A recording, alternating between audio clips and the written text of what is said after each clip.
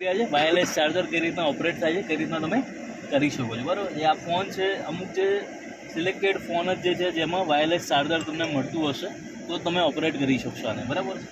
તો અહીંયા વાયરલેસ ચાર્જરમાં તમે જશો તો આ રીતના તમને ઓરેન્જ કલરમાં જો મળશે ને, એનો મતલબ શું છે, રેડી ટુ ચાર્જ. તો સિસ્ટમ રેડી ટુ ચાર્જ માટે છે.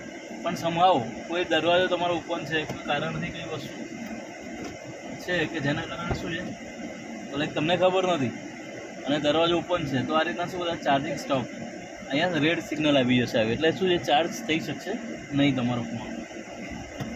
તો કોઈ એરર હશે તો આ રીતના બતાવશે આ રેડી ટુ ચાર્જ. હવે આ ફોન મૂકીએ છીએ આપણે. ફોનની પાછળ તમે નોટ એવું કંઈ બી રાખ્યું હશે તો ચાર્જિંગ નહીં થાય, બરાબર છે. જો અહીંયા બ્લુ સિગ્નલ આવી જશે એટલે ચાર્જિંગ ઇન પ્રોગ્રેસ. અહીંયા પણ બ્લુ સિગ્નલ આવી ગઈ, નીચે તમે જોઈ શકો છો, બરાબર છે. અહીંયા પણ જુઓ, બરાબર છે.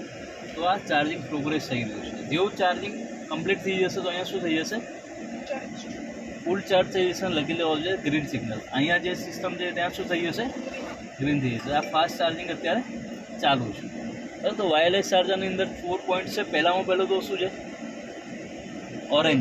ઓરેન્જમાં શું છે, રેડી ટુ ચાર્જ, તો એ તમે ચાર્જ માટે ફોન મૂકી શકો છો, બરાબર. સેકન્ડ શું છે કે કોઈ એરર હશે તો રેડ સિગ્નલ બતાવશે, ઇન ધ સેન્સ કે કોઈ એરર છે. થર્ડ નંબર શું છે કે જ્યારે તમે ચાર્જિંગમાં મૂકી દીધો છે ફોન અને ચાર્જિંગ રનિંગ હશે, ચાલુ હશે, તો ફાસ્ટ ચાર્જિંગ ઇન પ્રોગ્રેસ તમને આ રીતના બ્લુમાં બતાવશે. એન્ડ ઓફ ધ ચાર્જિંગ કે જ્યારે ફૂલ ચાર્જ થઈ જશે ત્યારે અહીંયા ગ્રીન સિગ્નલ થઈ જશે અને બતાવી જશે ફૂલ ચાર્જ. ઠીક છે. તો વાયરલેસ ચાર્જરના 4 મેઇન થિંગ્સ છે, તમારે ધ્યાન રાખવાનું. ડન છે.